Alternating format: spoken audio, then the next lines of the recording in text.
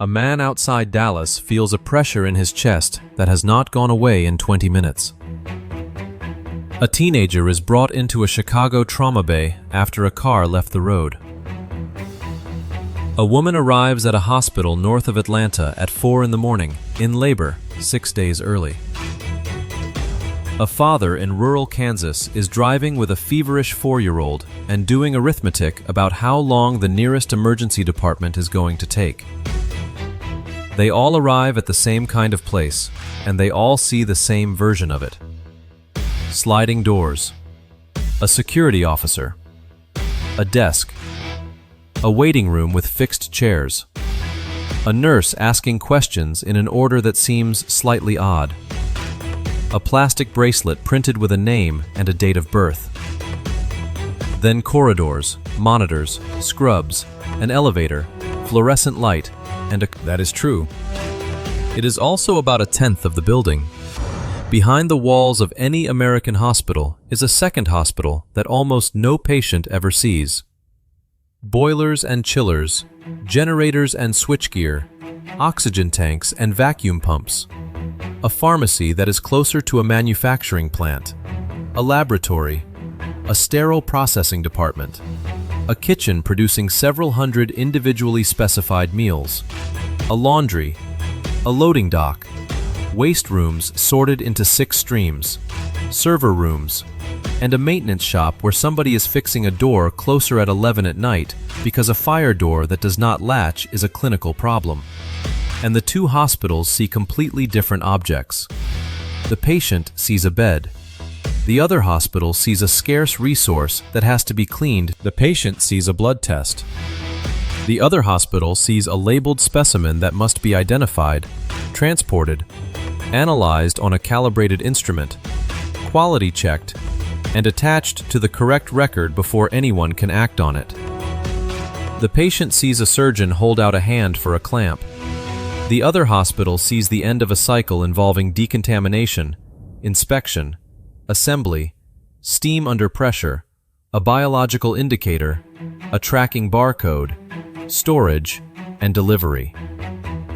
Here is the constraint that explains nearly everything else, and it is so basic that it is easy to walk past. Every other large building in America has an emergency plan that ends with the same word. Fire in an office tower. Leave. Flood in a shopping mall. Close and leave. Power failure in a hotel, apologize, and move the guests somewhere else. A hospital contains by definition a population that cannot leave. Someone is in the middle of an operation with their abdomen open. Someone is on a ventilator. Someone weighs 2 pounds and lives in an incubator. Someone is 91 and has not walked in a month. Someone has 3 lines running into them, and a drain and a monitor, and would take 4 staff members and 20 minutes to move to the far end of the same floor. You cannot tell any of these people to take the stairs, and you cannot tell them to come back tomorrow. So the hospital has to solve every problem the other way around. If the power fails, it cannot go dark for even a few seconds in some rooms. If a fire starts, it does not evacuate the building. It is specifically designed not to. If a hurricane is coming, the leadership has to make a decision that no hotel manager ever faces. Whether moving the patients is more dangerous than keeping them. The United States has around 6,100 hospitals holding roughly 907,000 staffed beds and absorbing something like 35 million admissions a year. And every one of those buildings is engineered around a single premise, that the people inside are staying, and the building has to hold. What is the longest you have ever waited in an emergency room? And did anyone ever explain why? Leave your answer in the comments. Almost nobody gets an explanation, and under the federal law known as EMTALA, a Medicare participating hospital offering emergency services must provide an appropriate medical screening examination to anyone who shows up and requests care for a possible emergency condition, regardless of insurance, immigration status, or ability to pay. A restaurant can stop seating. A hotel can be full. A mechanic can book you for Thursday. An emergency department is the one business in the country legally required to look at everyone who walks through the door, without knowing in advance who they are, what is wrong, or whether anyone will ever pay for it. That is why the waiting room is not a queue. A queue is ordered by arrival. The nurse at the front is not processing people. She is scanning for the specific patterns that mean somebody is about to get much worse. Chest pain with the wrong character. A face that has gone asymmetric. Breathing that is working too hard. Bleeding that is not slowing. Confusion in someone who should not be confused. A pregnancy complication. The early and famously subtle signs of sepsis. The man who arrived after you and went straight back was not luckier. He was sicker in a way you could not see from where you were sitting. But the honest answer to why you waited 4 hours is usually not triage at all. It is a bed.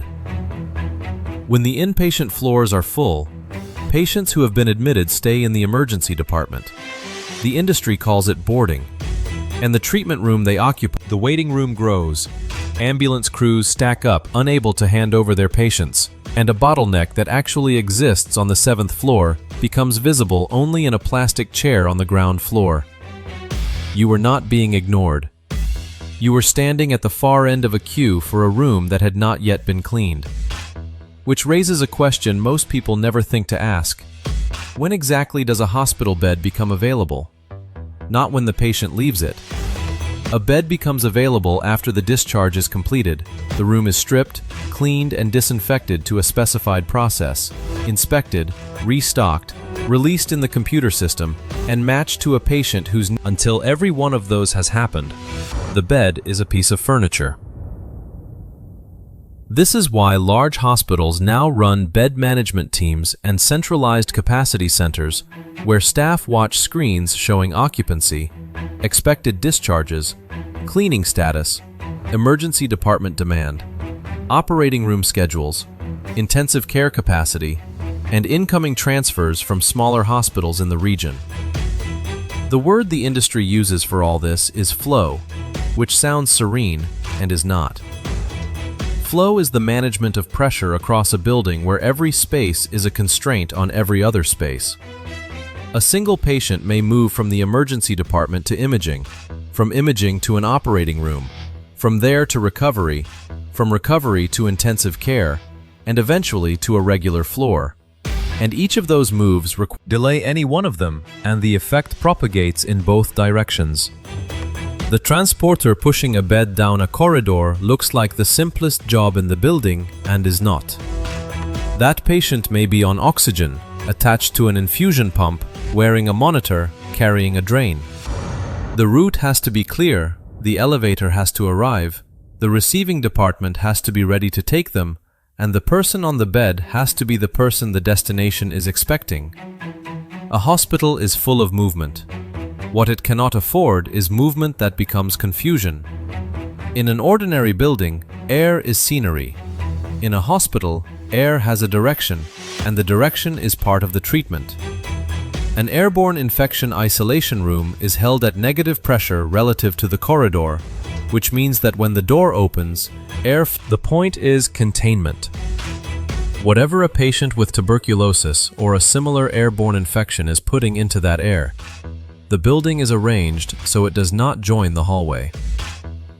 A few doors down, the relationship may be exactly inverted. A protective environment room for a patient whose immune system has been deliberately suppressed is held at positive pressure, so that clean air pushes outward and the corridor's air cannot come in. Two rooms that look identical, doing opposite jobs, and the only visible evidence is a small monitor by the door, or a strip of tissue that bends the correct way during a test. Operating rooms have their own requirements, because surgery deliberately opens tissue that the body spends its whole life protecting. The air has to be filtered, delivered at above the ceiling. Fans and filters and dampers and sensors are participating in the same operation. If the air handling fails, that room is no longer suitable for surgery, even though the lights work and every instrument is exactly where it was a minute ago. Which reframes what hospital climate control actually is. It manages infection risk, protects medications and equipment, controls odor, supports laboratory work, and keeps entire departments inside their operating conditions. A failed chiller during a Texas heat wave is not a comfort complaint. It can close rooms, cancel procedures, force relocations, and bring in trailer-mounted cooling. The Environmental Protection Agency estimates that hospitals and other healthcare facilities account for roughly 7% of the water used in American commercial and institutional buildings. And the reason becomes obvious the moment you list what stops without it. Hand washing, thousands of times a shift, which is the single most effective infection control measure anyone has ever found. Patient bathing and sanitation, the kitchen, the laundry, cooling towers and boilers, sterile processing, where instruments cannot be cleaned without it, and dialysis, which is the extreme case. A dialysis patient's blood is separated from a large volume of water-based fluid by a membrane a few micrometers thick, which means the water feeding that machine. Water quality in a hospital is not a facilities issue that occasionally becomes clinical. It is clinical. So a water main breaking in the street outside becomes an emergency inside. Pressure drops, a boil water advisory may follow, and suddenly, toilets, hand washing, sterilization, food service, cooling, dialysis, and the fire sprinkler system are all competing for a supply that has to be trucked in. Hospitals hold contracts for tanker delivery and store bottled water for exactly this, and none of it really replaces a main. And water is just as dangerous arriving in the wrong place. A burst line above a surgical suite can take out ceilings, equipment, and a schedule. This is why the facilities team is so preoccupied with small failures. In a building this densely packed with interdependent systems, a $2 valve and a canceled operating list are separated by about 4 hours. The hospital's relationship with electricity is the clearest expression of the whole problem, because there is a category of device here that cannot tolerate an interruption at all. Ventilators. Infusion pumps delivering drugs measured in micrograms per minute. Monitors. Laboratory analyzers mid-run. Imaging systems. Medication refrigerators. Elevators with patients in them. Nurse call systems. So the building, many critical devices carry internal batteries specifically to bridge that gap. Because seconds is not the same as 0, and everyone in the room can feel the difference. 2 things about that system surprise people. The first is that the generator does not power the building. It powers a defined set of circuits: life safety, critical care, and equipment deemed essential, which is why certain outlets in a hospital are a different color, and why staff learn early which sockets you can plug a pump into and which you cannot. During a long outage, the hospital starts making choices: conserve fuel, shut down non-essential functions, and continuously recalculate how many hours of running time are left in the tank. The second is that a generator is not a machine you own so much as a machine you maintain. Federal requirements oblige healthcare organizations to run emergency preparedness programs with risk assessment, procedures, communication, and regular training and testing, precisely because untested backup power is not backup power. The case study everyone in the field still cites is New York in 2012, when flooding knocked out power at several hospitals. At one large Manhattan medical center, the emergency systems failed and staff moved patients, including critically ill adults and infants, from the neonatal unit, down darkened stairwells by hand, with nurses squeezing air into tiny lungs manually because the equipment that normally did it had no power. The image traveled because it exposed something usually invisible. The hospital had some of the lesson the industry took was unglamorous and structural. Move the electrical infrastructure upstairs. There is another utility running through those walls that has no equivalent in any other building, and patients interact with it constantly without registering that it is infrastructure. Medical oxygen is regulated as a drug, and it is also a plumbing system. It arrives as a bulk cryogenic liquid in a tank outside the building, passes through vaporizers that turn it into gas, and is distributed through dedicated piping to outlets in every relevant room, with zone valves, pressure regulators, and alarms along the way. Alongside it run medical air for respiratory devices, and a vacuum system that provides suction for surgery, airway clearance, and drainage. The small colored socket on the wall behind a patient's head is the last. A hospital can have enough beds, enough ventilators, and enough staff, and still hit a hard ceiling. Because when a large fraction of patients need high-flow oxygen simultaneously, the constraint stops being clinical and becomes the vaporizer capacity, the pipe diameter, or how fast the tank can be refilled. Some hospitals discovered that their oxygen system had been sized, entirely reasonably, for a version of demand that no longer applied. You cannot improvise a wider pipe during a surge. This is the pattern that keeps recurring in the hidden hospital.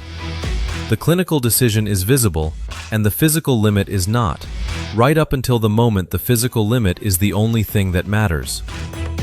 Somewhere in the basement of every hospital that performs surgery is a department most patients have never heard of, and its entire contaminated instruments are kept moist so that tissue and blood do not dry onto them. Contained and moved out of the operating room to a decontamination area, a room deliberately held at a different pressure than the rooms next to it, where staff work in protective equipment. There the sets are sorted, disassembled, flushed, brushed, and run through washer disinfectors or ultrasonic cleaners. This step comes first and cannot be skipped or hurried because of a fact that is easy to state and easy to underestimate. An autoclave cannot sterilize what has not been properly cleaned. Soil shields organisms from steam. A dirty instrument that goes through a perfect sterilization cycle comes out a dirty instrument. Then inspection and assembly, which requires a kind of expertise that takes years. A technician examines hinges, they rebuild trays containing dozens of instruments that look nearly identical to anyone untrained and are not remotely interchangeable, in a specified order, and they have to notice what is missing as reliably as what is damaged. A tray that arrives in an operating room incomplete stops the case. After assembly, the sets are packaged and sterilized. Most heat-stable instruments with saturated steam under pressure for a validated time and temperature, and heat-sensitive devices through low-temperature methods such as hydrogen peroxide gas plasma. Every load carries chemical indicators, and sterilizers are challenged with biological indicators containing organisms specifically chosen for being difficult to kill. If they grow afterward, the cycle failed. Trays are tracked by barcode, so that months later a hospital can answer. A surgeon holds out a hand and says the name of an instrument, and it arrives in the palm, and nobody in the room thinks about it, and that is the entire objective. The other hidden factory in the building processes a different raw material, information, in the form of blood, urine, tissue, and swabs. A physician orders a test with a few clicks, and it looks like a single act. What follows is a chain in which every link can fail silently. The specimen has to be drawn from the right patient, identity confirmed at the bedside, not assumed, into the correct tube type, labeled at the bedside rather than later, and transported without being damaged. In large hospitals, much of that transport happens inside a pneumatic. Those tubes are the building's hidden freight railway, carrying blood, medications, and small supplies between departments at all hours. But speed and specimen quality are in tension, and this is a lovely example of the hidden hospital thinking about physics. Acceleration, vibration, and abrupt stops can rupture red blood cells, and a ruptured cell releases potassium, which means a tube system, badly configured, will produce a dangerously high potassium result on a patient whose potassium is perfectly normal. Hospitals validate their tube systems for this and maintain lists of specimens that must be hand-carried by a human being walking. The laboratory's job is not only to measure, it is to decide whether the number in front of it can be believed. So the analyzers run quality control material. Critical values. A potassium that would stop a heart. A blood culture growing organisms. A coagulation result that changes surgical plans. Are telephoned to a clinician and read back to confirm they were heard correctly. In a hospital, information has to be handled with the same discipline as medication, because a wrong number produces a wrong treatment just as reliably as a wrong drug. The public image of a pharmacy is a counter and shelves of bottles. A hospital pharmacy is a secure production, verification, and distribution operation that happens to be inside a hospital. It manages thousands of products across different strengths, forms, storage requirements, and expiration dates. Many drugs are supplied in unit dose packaging so that a single labeled dose is ready to administer. Automated cabinets on the units hold common. Controlled substances carry their own security and accounting regime. And sterile compounding, the preparation of intravenous medications, happens in clean rooms with controlled airflow, gowning, technique, and expiry rules. Because a compounded IV bag is being injected directly into someone's bloodstream, and there is no second line of defense behind it. The pharmacist's review is a barrier deliberately placed in the path of every order. Dose, allergies, interactions, kidney function, duplication, route, timing, compatibility. Then the medication is prepared, labeled, delivered, and, at the bedside, the system is not designed on the assumption that clinicians are careless. It is designed on the assumption that a tired human being at the end of a 12-hour shift is a human being, and that the way to protect patients from that fact is to put independent checks between the decision and the vein. And the pharmacy is where the outside world reaches furthest into the bedside. Drug shortages are chronic in American healthcare. A manufacturing problem at a single plant, a recall, a raw material disruption, or a demand spike can make a routine medication unobtainable for months. When that happens, pharmacists find alternatives, change concentrations, write new procedures, reserve the remaining supply for the patients who most need it, and teach an entire clinical staff a different way of doing. Which brings us to the department whose work is most often mistaken for cleaning. Environmental services is an infection control function that happens to involve a cart. The worker entering a discharged room needs to know disinfectant contact times, the correct cleaning sequence, which surfaces count as high touch, what changes when the room was on isolation precautions, and which product to use for which organism, because the disinfectant that handles most things does not handle everything, and the spores of C. difficile in particular require different chemistry. The most important and least intuitive part of the job is that a surface looks clean well before it is safe. Most hospital disinfectants require the surface to remain visibly wet for a specified number of minutes. Wipe it dry too soon. Downstairs, the emergency department is boarding patients, and someone in real pain is waiting for this exact room. The charge nurse is calling. Every minute the room stays unavailable, pressure accumulates somewhere else in the building, and the correct response to all of that pressure is to not go faster than the contact time. It is a genuinely difficult position to be in, and the person in it is usually among the lowest paid people in the building. The reason it matters is measurable, and the newest numbers are encouraging in a way that deserves saying out loud.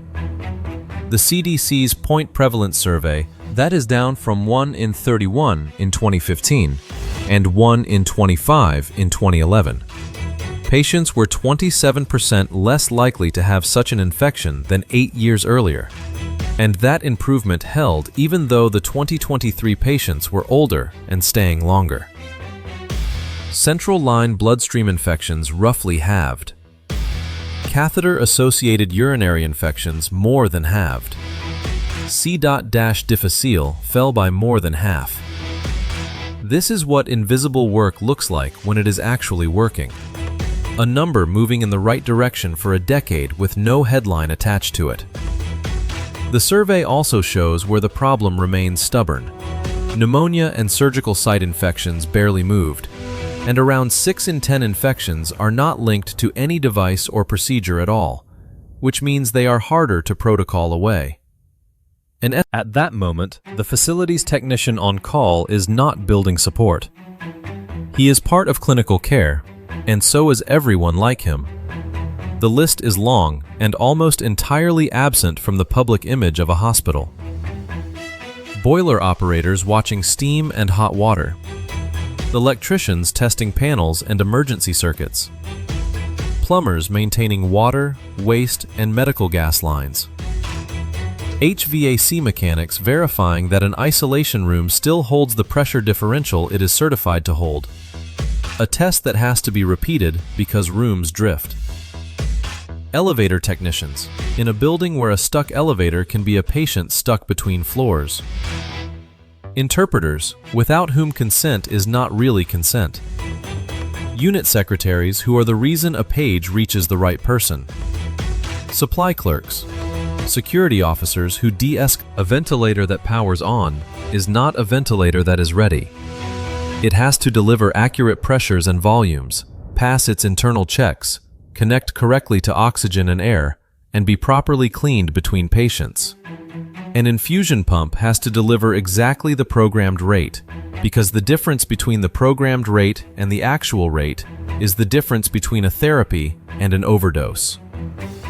Biomedical technicians inspect, test, repair, and track thousands of devices, and increasingly, they also have to think about software versions and network vulnerabilities, because a modern infusion pump is a computer with a needle attached. It is worth adding that the hospital is not a gentle place to work. Staff lift and reposition people who cannot move themselves, handle needles and cytotoxic drugs, work around radiation and infectious disease, absorb violence from patients in crisis, and do all of it on shifts long enough that fatigue is a permanent operating condition. Ceiling lifts and transfer devices exist to protect backs, and like everything else here, they only work if somebody charges them, maintains the slings, and trains people to use them instead of doing what is faster. Now come back to the constraint we started with, because there is one place where it becomes an explicit doctrine with a name. In an office building, the fire strategy is evacuation. Alarm sounds, the building is divided into smoke compartments by fire-rated construction and self-closing doors, so that a fire in one section is contained inside that section rather than becoming a building-wide event. The first response is not to leave the building. It is horizontal evacuation, moving patients through a set of doors into an adjacent compartment on the same floor, behind a barrier, and continuing to care for them there. Vertical evacuation, down the stairs and out, is a last resort, ordered only when the alternatives are worse. The reasoning is not complicated once you accept the premise. You cannot carry an intensive care unit down a stairwell.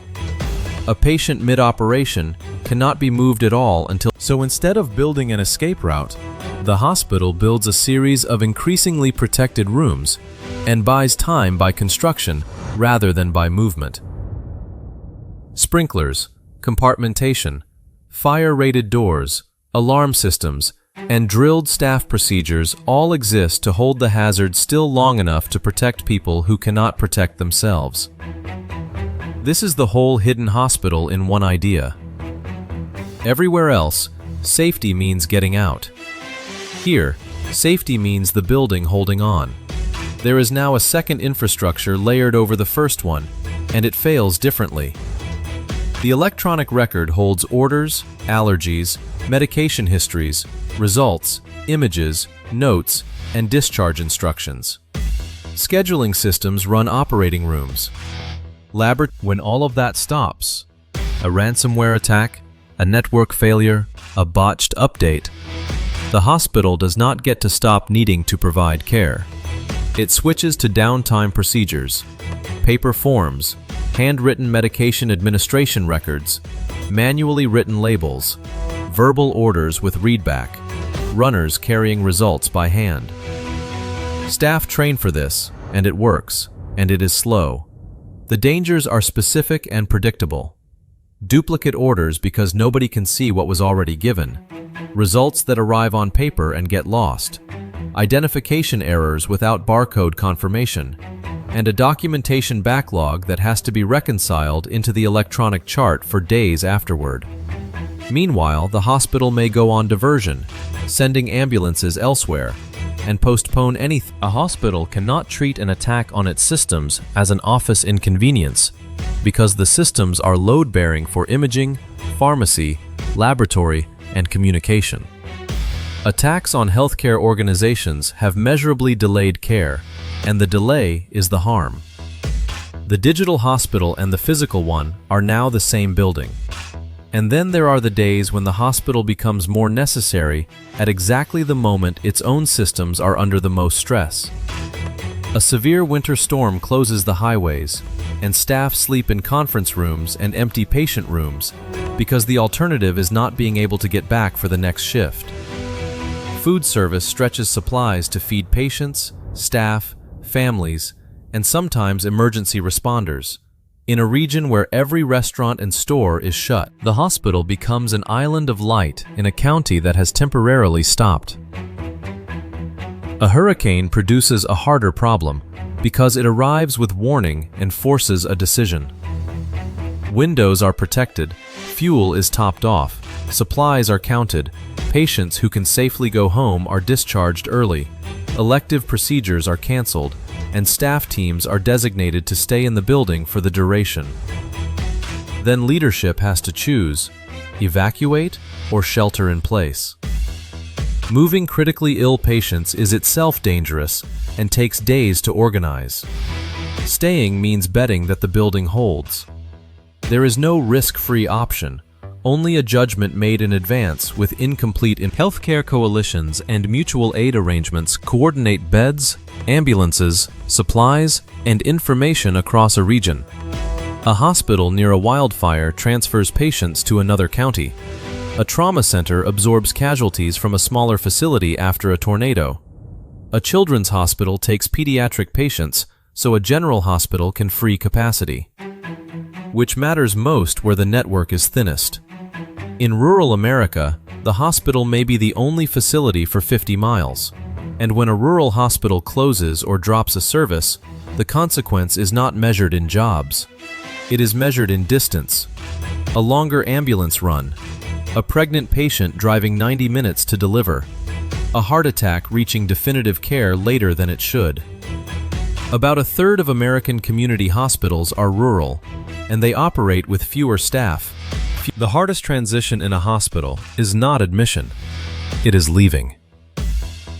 Discharge sounds like an ending, and is actually a handoff to a system that may not be ready. Medications have to be reconciled, which means someone compares everything the patient was taking before with everything they are taking now and resolves the contradictions. Follow-up appointments have to exist. Equipment may need to be delivered to a home. A family member may need to be taught a dressing change or an injection. A rehabilitation facility or nursing home has to have a bed and has to agree to accept the patient. Transport has to be arranged. Insurance authorization may be required and may take days.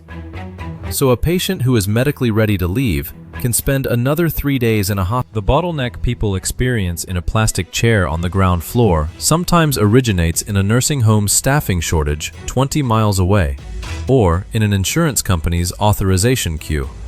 Which is why a hospital cannot honestly be described as a building. It is a hub in a network that includes home health agencies, community pharmacies, skilled nursing facilities, transport services, primary care, and family kitchens. And the network is shaped by things the hospital does not control at all. Whether a patient has stable housing to recover in, whether they can afford the prescription they are being discharged with, whether anyone is at home. whether they can get to the follow-up appointment. The most sophisticated treatment in the world can be undone in the week after it by a bus route. So walk the corridor again, and notice how still the oxygen is leaving a tank outside and arriving at a socket behind someone's head at a stable pressure. A generator that has not been needed in months is being exercised under load. A biological indicator is incubating to prove that this morning's sterilizer cycle actually killed what it was supposed to kill. An analyzer is running control material to prove it is still telling the truth. A pharmacist is questioning a dose that is probably fine. A technician is testing an infusion pump against a calibrated standard. A housekeeper is waiting out a contact time while a phone rings. None of that is a story. That is the point. Preventive maintenance is the quietest form of patient care there is. A belt replaced before it breaks. A battery changed before it loses capacity. A valve. Nothing happens. And the fact that nothing happened is the entire achievement. Our culture tells hospital stories as rescues. The surgery, the diagnosis nobody else caught, the recovery against odds. Those stories are true, and they are worth telling. They also rest on a foundation of scheduled, repetitive, unglamorous work performed by people whose names no patient will ever learn. And underneath all of it is the one fact we started with. Every other building in America answers an emergency by emptying itself. This building cannot. So it holds its own power, treats its own water, directs its own air, contains its own fire, feeds its own population, and keeps a second city awake in the basement and above the ceilings so that the people upstairs, who cannot leave and who mostly did not choose to be there, in a hospital that sentence stops being a figure of speech. Right now, somewhere in a building near you, somebody is reading a pressure gauge, checking a culture, counting a controlled substance, testing a battery, moving a patient, answering an alarm, and getting a room ready for whoever comes through the sliding doors next, carrying fear and a phone charger on the worst day of their year. Still running.